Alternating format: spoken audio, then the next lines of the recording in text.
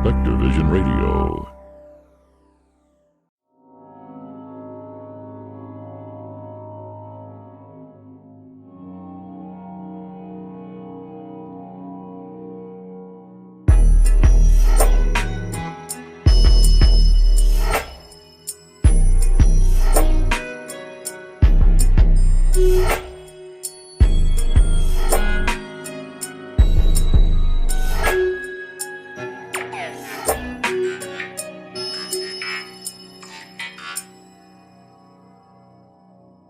Welcome to Earth, a Love Story. I'm your host, Robin Lassiter, and I'm excited to announce that Dr. Carrie Murphy and I are opening small group coaching containers called Golden Threads. Have you noticed the world is getting weirder and wilder, and you're having to navigate whole new levels of complexity? Are you trying to keep your heart open to the promise of a better future for humanity while not turning away from the challenges we face? Us too. And for years, we've been finding ground in the groundless and cultivating strategies to navigate complexity with self-care, courageous compassion, and ethics. Join us for a 6-session coaching container to uncover your unique thread of sense-making, wisdom, agency, and inner knowing. Carrie brings grounded clarity from ancient Eastern wisdom traditions, and I share a bunch of stuff NHI taught me. These spaces will be capped at 8 participants, and there are a few spots left for our first go-round. If you're interested, email me at earthalovestory@gmail.com to get on the waiting list. It's going to be a good time. Well, I'm excited about this new project that we have together. We have a couple new projects together, one of them being the Golden Threads coaching container, which is starting soon. And the other one, this is kind of regular podcast check-in that I think you came up with the title Notes from the Field. And acknowledging you and I have both been in some maybe strange states of being in the field in the last days to weeks to months. And for sure. Yep. Yeah. And that might be a vibe of the collective. So maybe I'll just ask to start us off, like, what's it like for you, or what are you noticing personally, collectively? Well, I feel like a pretty big part of my strategy for getting through the world has been a high level of logistical capacity. And that's been, I wouldn't say offline because I am functioning, but my preemptive logistical workings are offline. And so that means normally, it's Monday morning, I would be thinking through the week. I'd be thinking through what I needed to do and what things were upcoming, if I'd cleared everything from last week, and what we were going to eat when, and which store I was going to go to. And this is the first time thinking of any of that. It literally just hasn't come across my desk. And so that feels like a pretty big switch. Or, knowing that I was going to be with you on the podcast, I would have been thinking about a few things that I wanted to bring forward, and I have not been. And, back in the beginning, I was sort of doing that on purpose. I was working with not planning, and now I have stabilized not planning. And also not being able to sort of anticipate what I might like or want or need in a future moment, including 15 minutes from now. And so I've always had a problem with the question, how are you? Or how are things? Or how you doing? Because it always feels really like who, what, in terms of what, which part, it feels like, ask me something more specific, know me. But there really does seem to be it doesn't feel like a problem. I'm not particularly worried about it because it isn't as if I've been not getting stuff done that needs to get done. But there's just a secretarial aspect of me or a managerial aspect of me has gone quiet. And in its absence, I'm just noticing how pervasive it was. even to the extent of like being a personality, maybe, or a part of my personality. And so there is a bit of a gap there. Yeah, I resonate. My ability to, I've been calling it just future casting, like my ability to future cast is absolutely gone Hmm. and has been for a while, both long term and short term. Like if I have something on my calendar, then that's helpful because I know Hmm. that I have to do a thing at a time. Hmm. Um, and coming into this really spacious quiet that, you were saying like it doesn't feel like a problem, you're still getting things done. Hmm. I feel like it's been hard for me to varying degrees. I think I'm adjusting to it and it feels easier now.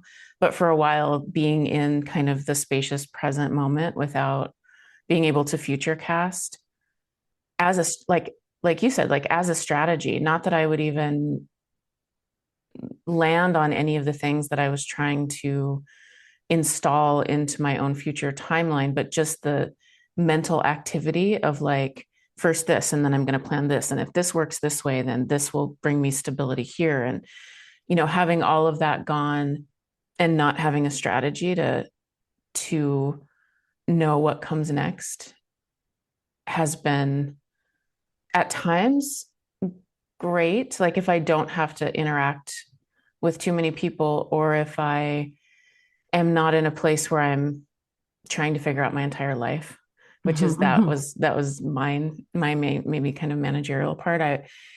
I'm a little nomadic right now. I have a lot of questions about how exactly I'm going to live. The node of the dome in the valley is very uh, grounded and always there.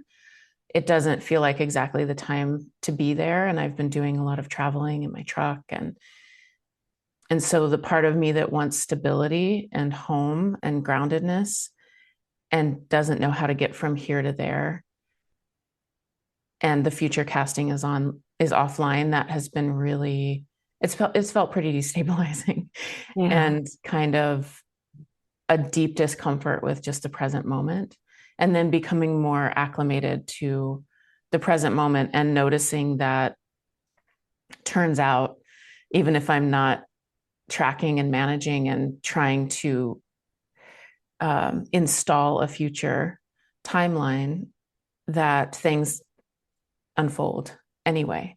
Yeah. There's some sort of obvious next action that arises that may not be what my kind of tracking mind would have come up with, but makes sense. So I'm starting to trust that there's a kind of deeper unfolding and flow to life. And it feels very, very different than the mental world I was living in before. And I suspect it has something to do with probably many things, but I don't know enough about astrology to really talk about it, but all the astrological changes that we're having, particularly Uranus and Gemini, feels relevant. It's like, to me, there's just been a background frequency change that I'm trying to figure out how to navigate, and watching other people do the same. Yeah. And I think my attitude toward astrology is I like it, I love it.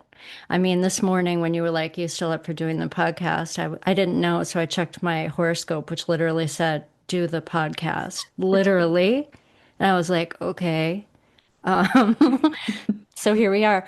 And if it said, like, stay home, maybe you don't have anything worth saying today, I probably would have, because I am at that point where I'm just reading the signs. I can't really tell from inside when someone asks me a question like that right now. But I tend to think of astrology as a map of the energies, not a cause of anything, but a map of the energy, sort of a macrocosmic, literally map of what's arising now and what's falling, and so when we're in a little bit of a meaning making void, it can be useful to look at a meaning making system out there of the stars, and then how different people are reading that, how different people are interpreting that. Of course, it also has a lot to do with our own internal things. I remember when I was working with a therapist some years ago, she had also done my chart. And I was saying something similar to what you're saying, like the part of me that wants home and ground, and then the part of me that wants to like join the Peace Corps and move to Nepal.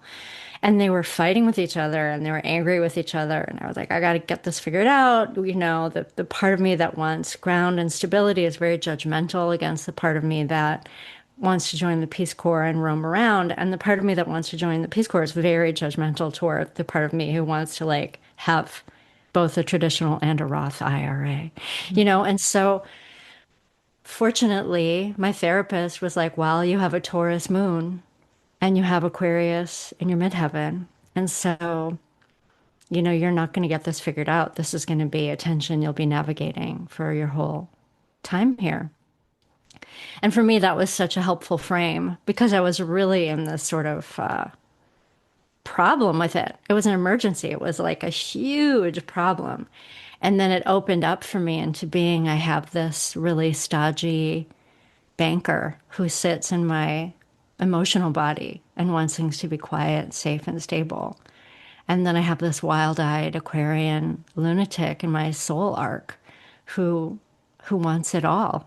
And I've come to see it as like a beautiful balance in my makeup that keeps me from going too far in one direction.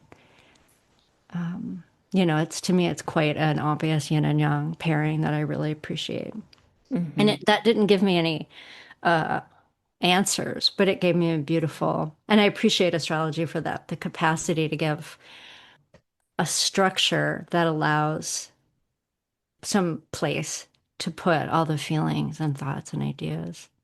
And I don't really know what's going on either. I know a whole bunch of signs just change things. There's some kind of basket and all. It's great. I love it. I would love for someone to explain it to me, but I also feel like it's not separate or other or more important than what we're noticing in the energy arisings, you know, in the people around us and within us. And I'm seeing a lot of unmoored energy. You know, my notes from the field lately are a certain chaos and decision making, a certain just the last 2 months, none of my new patients have come in with clothes to wear during an acupuncture treatment.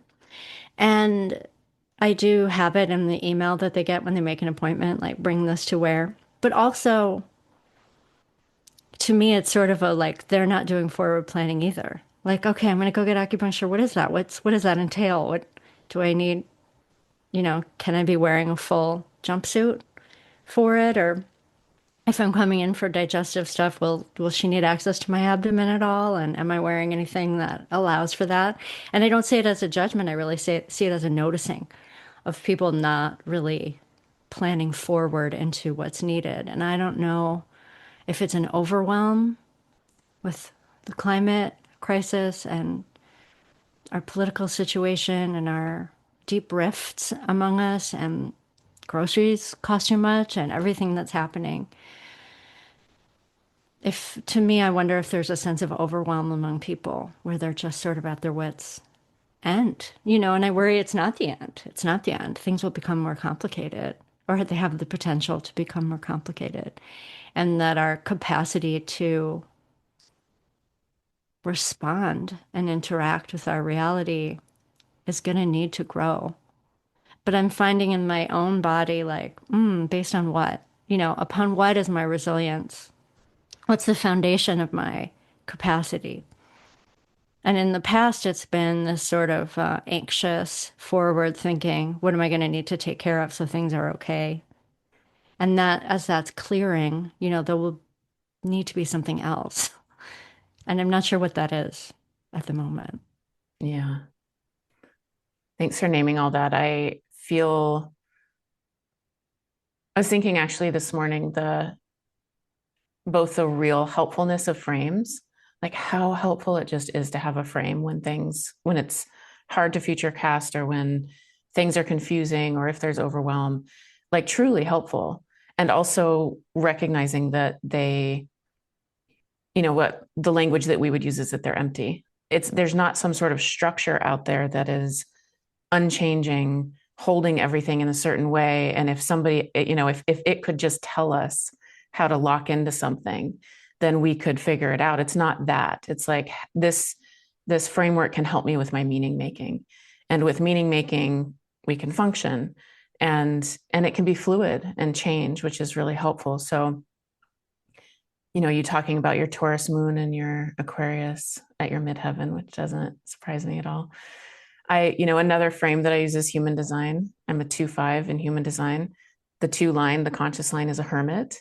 Like, that's what I want to do. I want to go into a valley in the middle of nowhere, and I want to stay in my tiny house, and I want to not see anybody for 2 weeks. And then my line 5 is the unconscious part of my design. And it's about like problem solving and leadership. And it's also it's also the heretic. So it's like, as soon as I have something figured out, I'm like moved on from it. And then I assume everybody else has it figured out. So noticing that frame and meaning making also, to call attention to that tension that you were talking about of these kind of 2 opposite poles. And that meaning making is helpful. And I also agree that it seems to me like tapping into another layer deeper, maybe, of how to navigate from a different way of being than has been done before. Also, just building capacity for the liminal. I would say building capacity for the liminal while also trying to track a little bit in a new way. Like you said, I should share that screenshot that you sent me of your horoscope, because it was hilarious. I was like, how you feeling? So funny. When the void, are you up for it? Like from the nothingness that you're floating in, are you up for it? And you're like, I don't know. And it said, yeah, record the podcast. And we're both like, okay. And yeah, I think I said, I don't know if I have anything to offer. yeah. And then my horoscope literally said, start before you're ready, record the podcast. Yeah. So it's hard to, to be like, oh, astrology is goofy. Right. And also, just, it's an indication of a reflexive reality. Mm-hmm. Like we are interacting with something that is not what we thought it was. Like, reality is interactive and reflexive. And so that's, as I've been trying to navigate, like you said, then there has to be a new system that comes online or something to replace the kind of managerial, future planning, secretarial piece that seems to be dissolved. That's what I've been turning to. I'm like trying to read the field and read the signs without losing my agency, without it becoming silly, without it becoming like, it's a balance there. I think lots of people who've had a life of synchronicity and anomalous experience, it's easy to get off track. You and I did that podcast episode where I talked about like following the signs to the end, which was a bunch of Disney movies in trees in Hawaii. Like, literally, that's where it ended. And in that moment, I was like, oh, I could do this forever, and it goes nowhere. So finding that balance between seeing what is arising from the field that's helpful and functional, and not over indexing on it as some sort of external authority, but as this like interactive dance of how do we navigate? And at the same time, I'll just bring this in because it's alive for me. Reading those signs, figuring out how to navigate. You and I both have places of relative privilege, but inside of a system that is changing ever more quickly, and having an experience of the climate right now that is extreme, and trying to, for me, somebody who's not in a home right now, like a long-term place, trying to read like what comes next to navigate, as you said, the likely continued complexity is like probably the gentlest way to put it. I have a sense that this place of liminality will come into coherence and direction at some point, and I'm building capacity to be in the not knowing. But I do have a sense that at some point it will become clear, like, oh, it's time to take this step because of reasons. That's what I'm hoping anyway.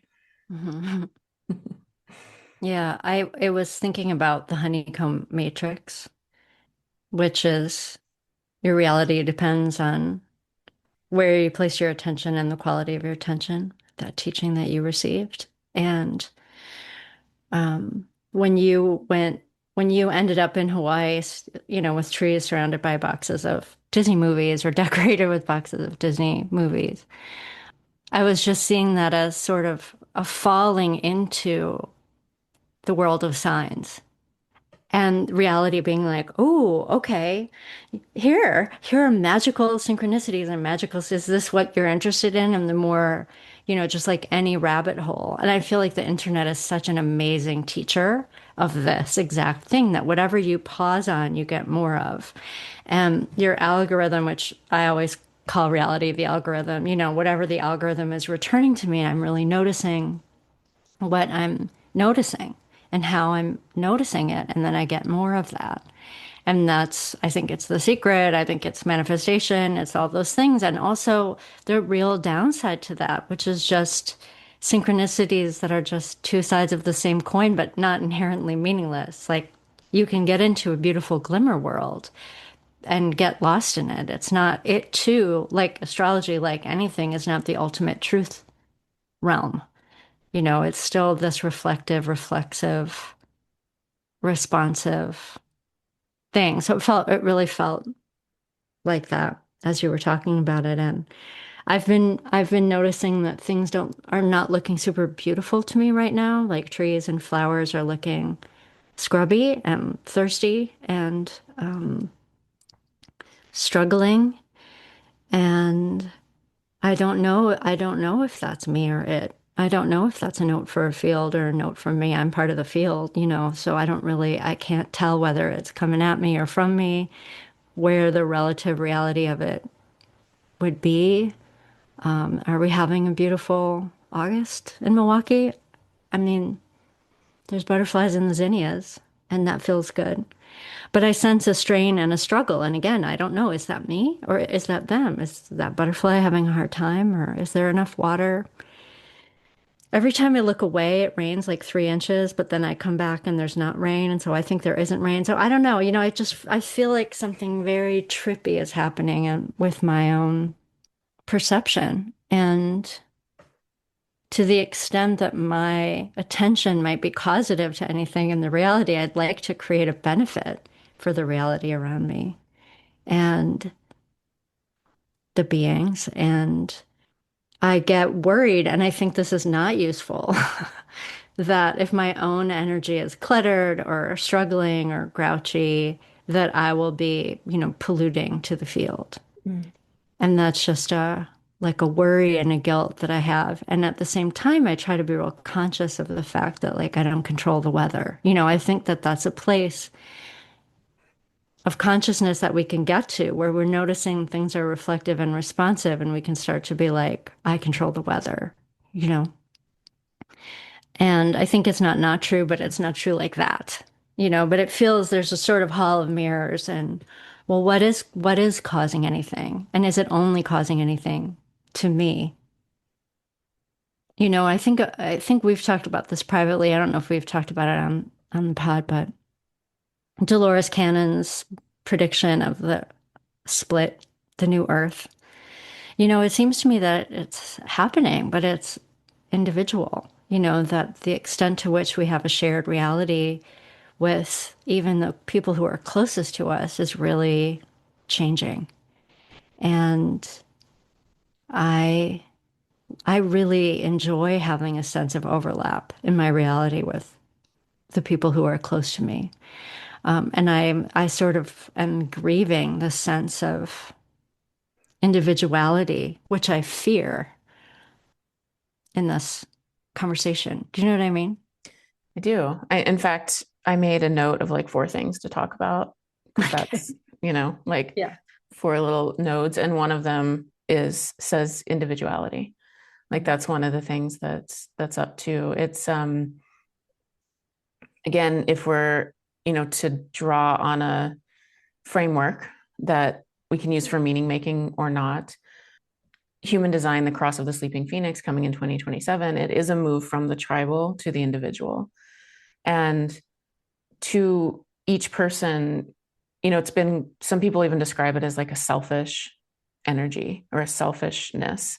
It's like, I am going to come into my own frequency and my own, I've been using the word coherence a lot, and it's really making a lot of sense to me, like my own coherence, doing all this work that we've all been doing for so many years around deconditioning from deep internal structures that say we're supposed to be a certain way because of our family history or because the culture says we're supposed to be this way, or, whatever, and coming into more and more just truth of our individuality and somatic bodies.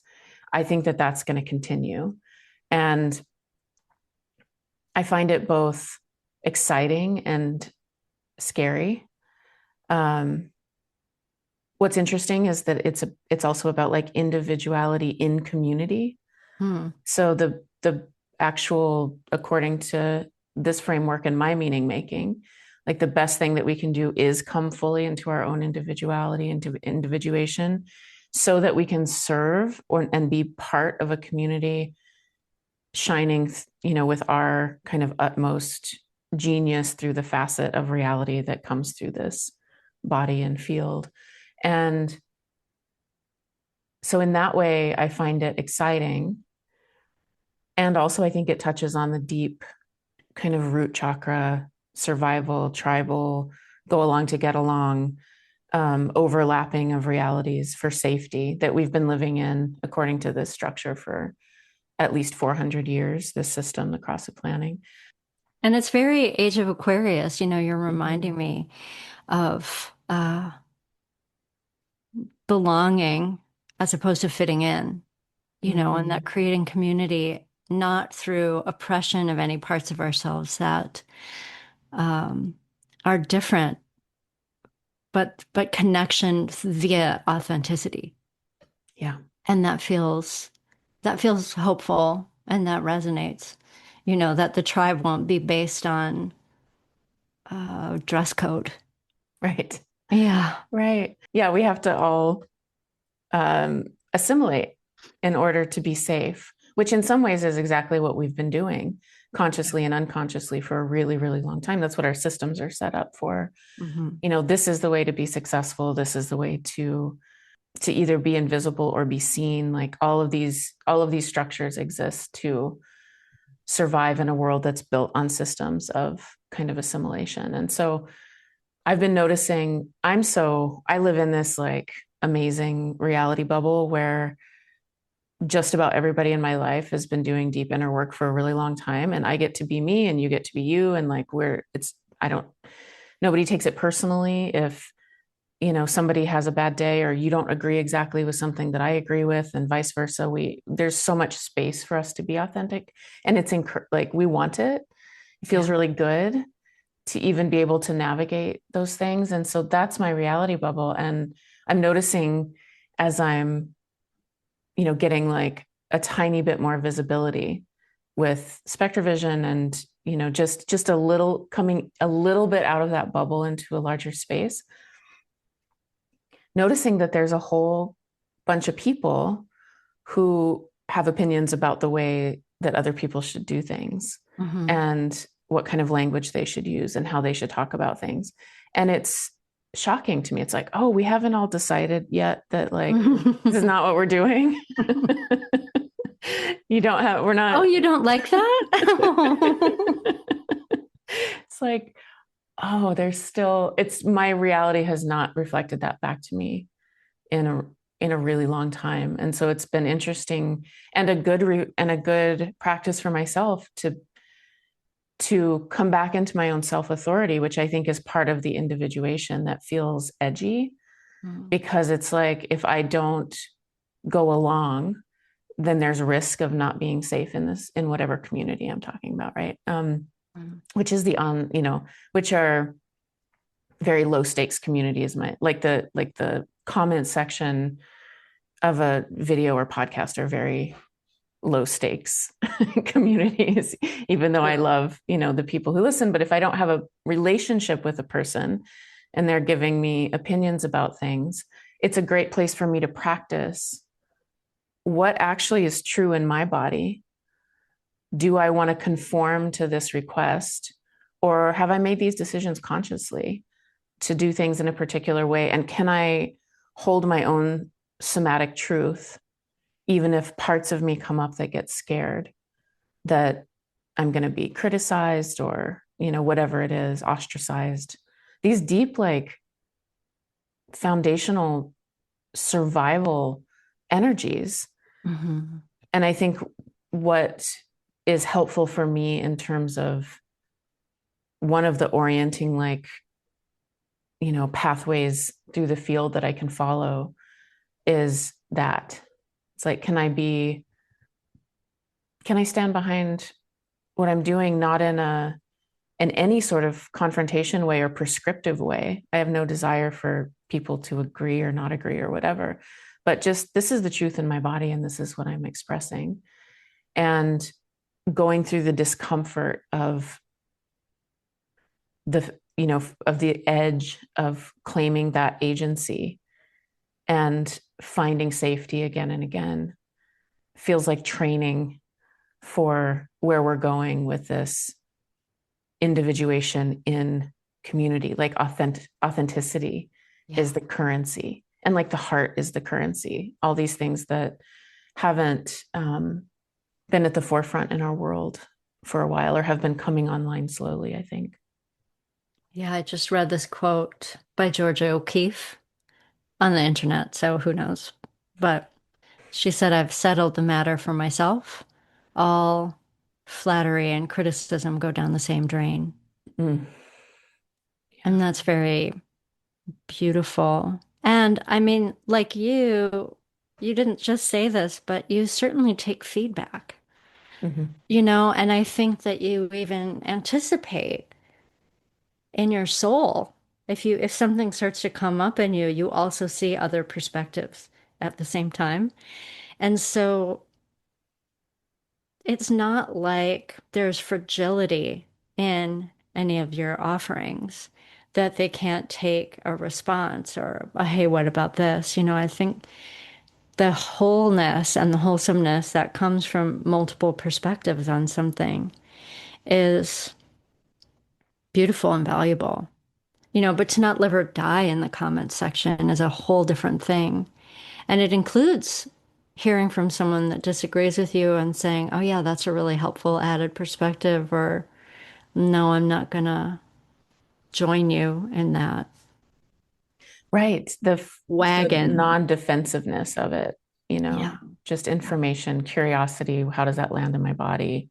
Yeah. Yeah. Right. Like, what's to defend? I mean, and it's only if somehow an opinion or your work or my work, and I really feel this way with my work, that most of my patients don't understand the work that I do at all. And I don't really spend a lot of time explaining it. So I understand, I mean, why would anyone understand how acupuncture works? And even more than acupuncture, which is just the intervention for how we correct something, the actual, like, what is the actual work of discerning in another person based on their own complaints and the way they tell their story and the way they feel things have gone off the rails and their goals and what they want. Sort of being able to 3D visualize what their energy is looking like and flowing like. And then noting any spots where to twiddle a knob at this or that spot might open up access to a part of themselves that they've lost touch with for reasons, for trauma, for whatever hurts, or a lack of role modeling, or, all the many reasons that we might not be fully expressing our energy field in any given time, which is a lot. Not the least of which is trying to fit in and just be like other people and not have any kind of weirdness, or, not even admit to having an energy body, or not even admit to having a sense of, a feeling of your own vitality flowing in your own body. and then I sort of just quietly watch it happen. And then I'm like, okay. And then I put a few needles in. I understand why people don't, really have a sense of it. But then oftentimes people will have an opinion about whether I did a good or a bad job or how I'm doing what I'm doing. And with all due respect, like they wouldn't know. Only I can know whether I did it well. And someone can say, that's not for me. I didn't like that. I don't want to do that again. And that's completely fine. And people do give me feedback, and I listen to all of it, take it all really seriously, but I don't take much of it personally. I know that I can trigger some people because I'm coming after your shadow, man, and people don't like that. I'm getting light in those channels where shadows are. And I'm not mad at your shadows. I can just see them. And and there are people who are pretty defended there for very good reasons, and I get that too. But there is a sort of a level of I'm just okay with how people feel about how I did at it. And if someone's like, oh, I need you to be more this or that, oftentimes I can be more this or that. If somebody has a stated request. And then other times I can't be. Reminds me of Krishnamurti, who says, the entire secret is that I don't mind what happens. Mm. There's sort of that undefendedness and what's to defend and taking feedback. Yeah, I don't know if I cut you off. I didn't know if there was more. No, not at all. But it was, I would love to serve you better. Like I would love to serve you better. And I'm not sure that you are right about what would serve you better. Sometimes I just disagree with people. What they want to me is not what would serve them. Yeah. And I think it's kind of like the yoga thing where I started to notice that people, including me, very much including me, tend to choose the yoga class they need the least. Yeah. And people ask me all the time, like, oh, can you do acupuncture on yourself? And certainly I can put needles in myself. But can I see what I need the most? Because often what we need is the thing that's sort of blocked from our view. And allowing someone else to take a perspective on us and intercede is, I want that. And, it's sort of like giving yourself a massage. If you have a tricky ankle, you can massage it, but can you give yourself a massage? Sort of. Only sort of, Right. Yeah, I'm thinking of the Four Agreements, which I read a million years ago, 10 times. It was such a great teaching again and again, and not taking things personally. That's what I got. I think that's one of the, as I'm thinking about it, I think that's one of the Four Agreements, like not taking things personally. Yeah.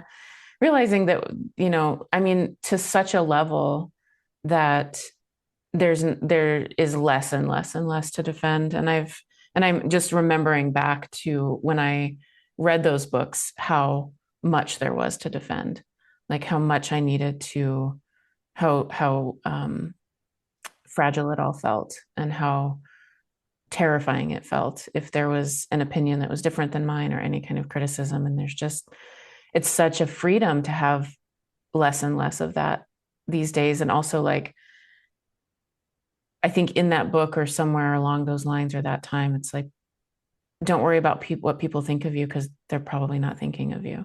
And there's so much freedom in that. And so coming into this time to what feels to me like more and more individuation, being able to have enough connection, to me, it's like with the somatic realm.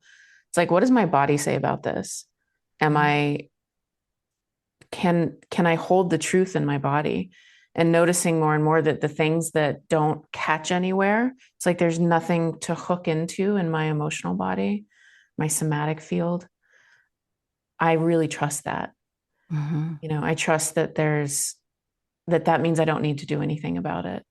And then if something does hook in, then it's a question of, is this coming up in my own shadow? Is it something I need to address with another person? Or there's a curiosity of like, ooh, why is this active? Because if somebody tells me something that isn't true for me and doesn't land anywhere in my field and get hooked anywhere, it rolls off of me. Somebody could say the worst thing and I could just be like, yeah, it's just not true. So who cares? Like, I don't care about that. And then if there's that little hook, there's a curiosity there. I feel like it's a little bit of a training ground for this authenticity and community, which is vulnerable and takes a while and is deep and takes a lot of self-awareness and a lot of capacity for us to allow each other to have that without taking it personally, without having the thing to defend. Mm-hmm. And of course, it still comes up. Still, their hooks happen, Yeah. but less and less. And then it brings me back to noticing how many decisions or how much action is taken based on those hooks, and the less and less that they're there, or the less and less that like the planner is online, or that future casting happens, or how to, then it's this whole other realm of like how to make decisions and what feels alive and how to help the body feel alive and vital. There's a lot of, for me in my past, a lot of vitality in the fight or the drama or the fear, Mm-hmm. And so if that's not running, if that's not the operating system anymore, it's like, oh, now I have to orient towards maybe going to something that feels pleasurable or that feels safe in my body or that feels grounded. And it's a whole different realm, a whole different way of being. And I will say that I've been kind of hearing that in my field working with people. It's like, it's a whole structure to put down once there's a realization that there's been this structure of how we've been operating for good reason. But once we kind of see through that, then what do we use? What metrics do we use to make decisions? Or and it feels like the body to me feels like, does this feel good in my body or not? Yeah. I think for me, that structure is, or has in the past tended to be something like watching somebody do it wrong. I mean, like, oh, that's not it. And then I could have certainty about something because, like, I knew it was not that, and the background frequency of this conversation for me a little bit is like relationality and authority. That who will be the authority of whether I sleep well tonight? Who will be the authority? And, when we were children, I needed people to approve of my plans in order to have them go through. I needed people to agree, yes, you should go to that school, or someone should give you that scholarship, or yes, you're the person who we want to do this thing. Like I didn't have the authority as a 13-year-old or a 17-year-old to make determinations for myself without others agreeing that yes, that is who and I had people who disagreed, and I had to somehow navigate that. And I had people who agreed too. And so we are brought up in a way, like I know you said before, it's so nuts that we start with childhood, because like how do you get a sense that your authority and your originality is the essential thing when you're sort of taught the opposite all the way coming up. And now that I'm 54, there really is no outside authority, and to determine whether or not I'm that thing. I'm not trying to get a job. I'm not trying to get anything. But I also feel this other tug in terms of relationality, that if I'm getting the same feedback all the time, or if people are reflecting the same, even if it's feedback that I don't agree with, if it's always the same, looking at my own positionality, how might I come across to someone else? And I don't even like to say these things out loud because I think they're ridiculous. But some of the ways that people respond to me sometimes, if I'm not willing to hold them with loving care, this is a way I can be seen. Then when someone responds to me that way, it's really disingenuous for me to be like, I don't know where that's coming from, or I don't know why you would think that. Even if I totally, completely disagree with it, and I could tell you my life story and prove that it wasn't whatever, that there's still this, oh, something in me causes somebody to feel less than in these three specific areas. If I refuse to work with that in any level, And I don't mean dim my shine. It's not that. It's not like, okay, hide and come back down below the parapet.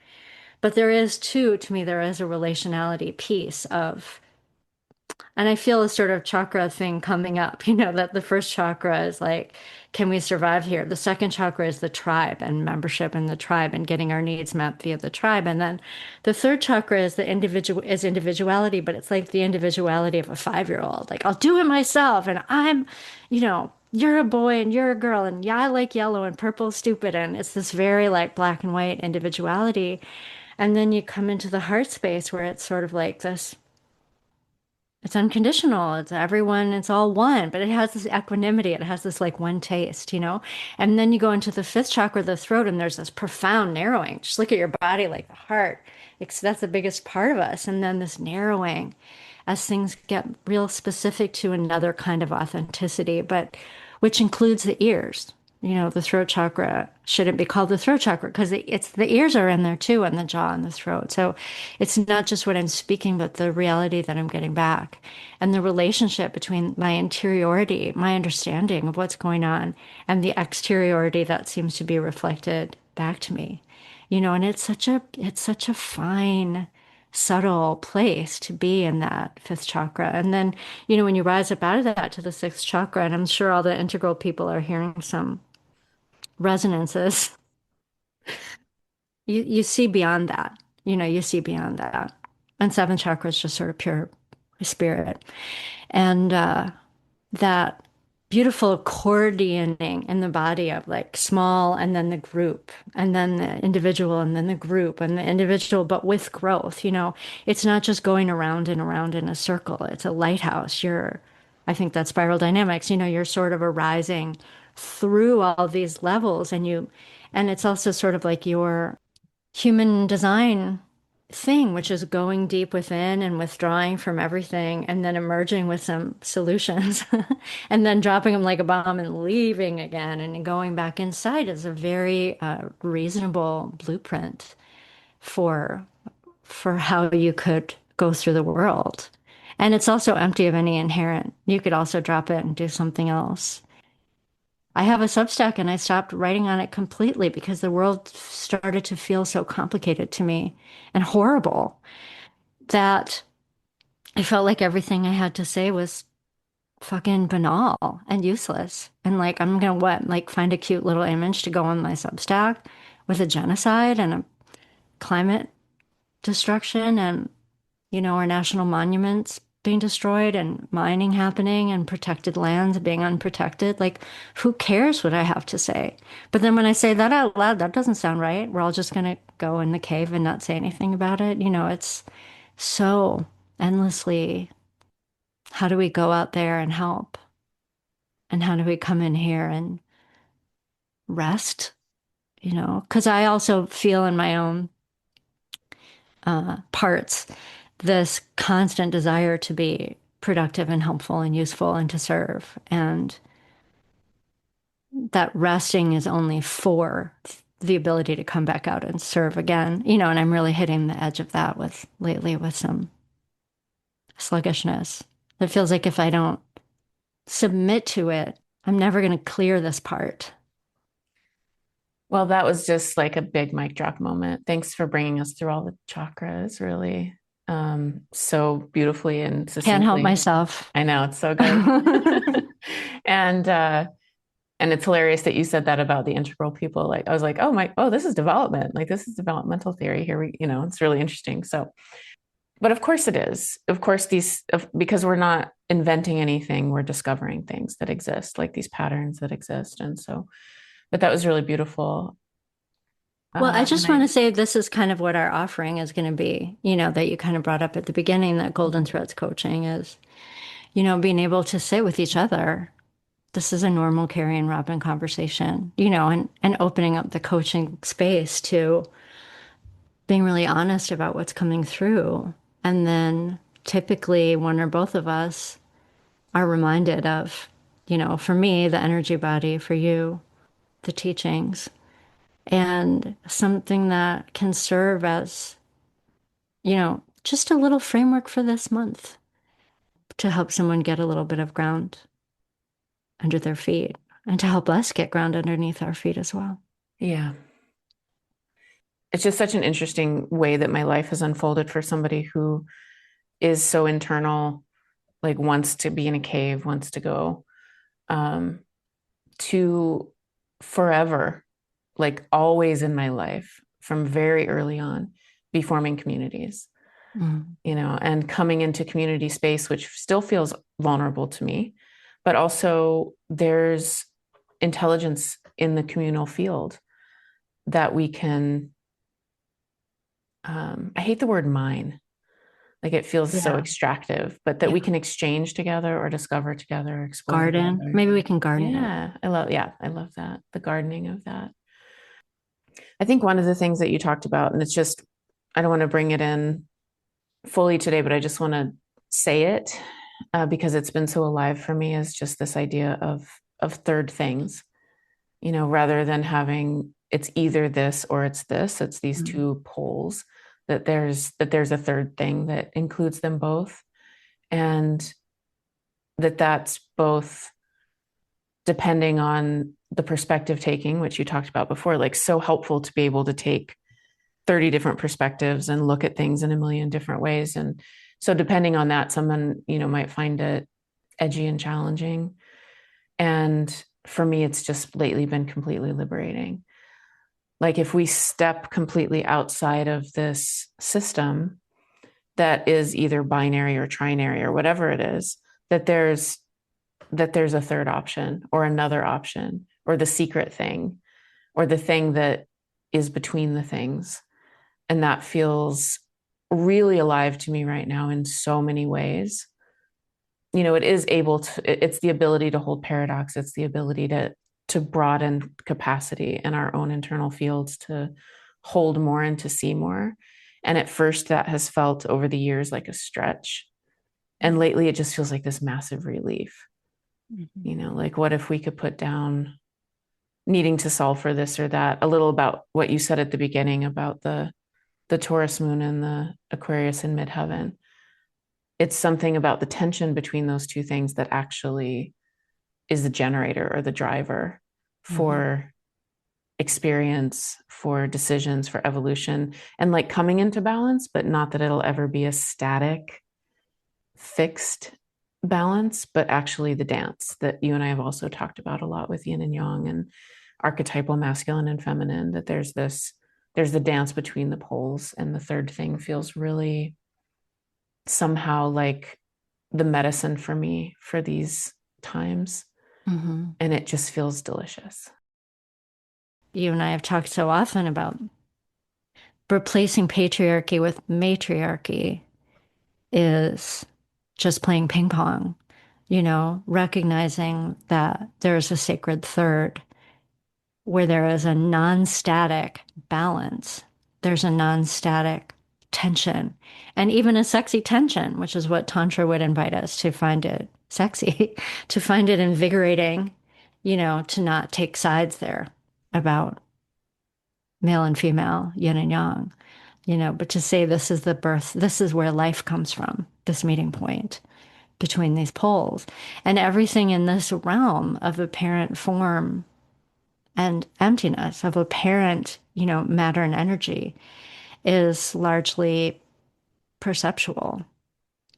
And taking a perspective, like taking the place between two eyeballs and looking around at the world that we're in, is a creation of, it is a third thing that we're already doing, whether we're able to put our attention on it or not. And that, that doesn't give you any answers on how to spend your Tuesday.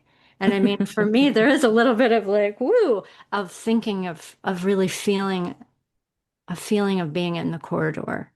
I'm in a feeling of having let some old stuff drop away, or having just suddenly emerged and is not with me anymore.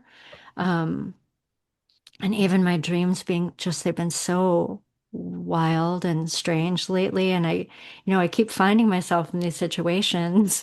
And even in my dreams, I'm saying, I'm not sure how I got here. And I'm not sure how I want to respond to this, you know? That is this feeling that I'm in, and I don't have the new framework. I don't have, and I don't know. I don't know that I want a new framework.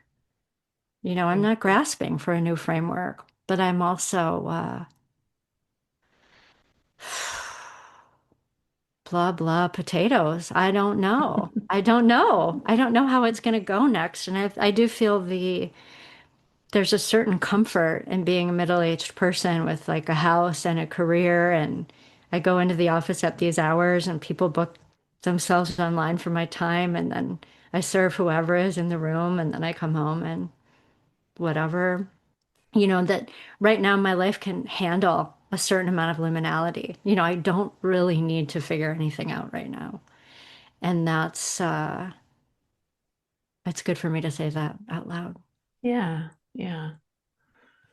Yeah. There's for me, there's been some, just getting comfortable with the I don't know. And I was given that advice by my therapist, who's pretty amazing and is in the integral worlds and in the spiritual worlds and is so well versed to traverse all of these things. And as I was talking about some of this a while back, he said, his teacher's advice was get okay with the I don't know mind.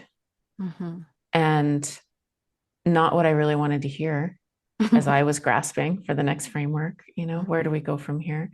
But there is something about through my lens and through my intensity, which I'm more and more comfortable with, it's like bearing being in the unknown, that there's like building capacity, building resilience to be in the unknown and trusting that the time to act will be obvious and the action to take will be obvious and that there's something else going on here.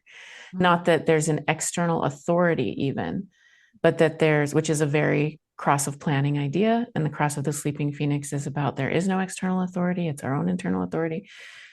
But that there's something, that there's a flow to tap into and that it requires, talk about like a pole, this sort of field of current versus my own will and that duality. And then finding the third thing there feels like the practice. Mm-hmm. And it's new, which is, on a good day is really exciting and cool. Mm-hmm. And on a hard day is just like, where's the fucking guardrails that I really took a long time to install correctly? Yeah. But more good days lately. So anyway, you and I could talk forever. I thank you so much for coming on and doing this with me and doing notes from the field. And we intend to do this probably once a month. Yeah. We have 3 spaces left in Golden Threads. Oh, who will come? Yeah, who will come? It's exciting. And if you're interested, you can email earthalovestory@gmail.com. And we're excited. And I learn so much every time I talk to you and feel grounded and feel like the themes that are new and also the themes that we revisit again and again, mm-hmm. Are sort of evergreen. And that always feels good. Yeah, it helps me so much. And my sort of closing noticing is that you and I have really shared this sense of responsibility for the world and like figure it out. Things are on fire and it's really serious and you have to figure it out right now. And I've had a sense of like, oh, well, okay, I will. And lately more of a sense of like, but I don't want to be figuring it out from this place of yelling at everybody. You're doing it wrong, you fucking idiots. Like that doesn't feel like the ground of help. And so this, I'm starting to see where this opening could create a more verdant grounding for how to be a real help in this apparent realm we find ourselves in. Yeah, beautiful. Thank you. Yeah, so may it be. Thanks, Carrie Murphy. Thanks, Robin Lassiter. Thanks so much to Carrie Murphy for joining me for this conversation. She'll be back. And if you're interested in joining our 6-week coaching container, please email me at earthalovestory@gmail.com. You can check out Dr. Carrie Murphy's offerings in the show notes. If you'd like to learn more or book a one-on-one session with me, please visit robinlassiter.com.